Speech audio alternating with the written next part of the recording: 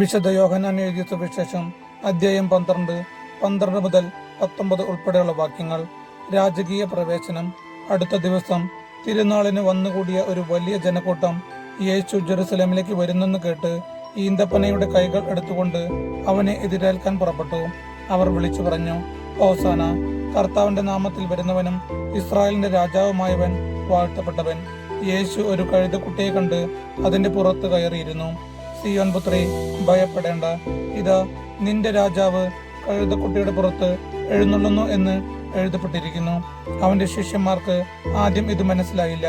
എന്നാൽ യേശു മഹത്വം പ്രാപിച്ചപ്പോൾ അവനെപ്പറ്റി ഇക്കാര്യങ്ങൾ എഴുതപ്പെട്ടിരുന്നുവെന്നും അവന് വേണ്ടി ഇവയെല്ലാം ചെയ്തുവെന്നും അവർ അനുസ്മരിച്ചു. ലാസറിനെ മരിച്ചവരിൽ നിന്ന് ഉയർപ്പിച്ച അവസരത്തിൽ അവനോടൊപ്പം ഉണ്ടായിരുന്ന ജനക്കൂട്ടം അവന് സാക്ഷ്യം നൽകിയിരുന്നു. അവൻ ഈ അടയാളം പ്രവർത്തിച്ചെന്ന് കേട്ടത് കൊണ്ടുകൂടിയാണ് ജനക്കൂട്ടം അവനെ സ്വീകരിക്കാൻ വന്നത്.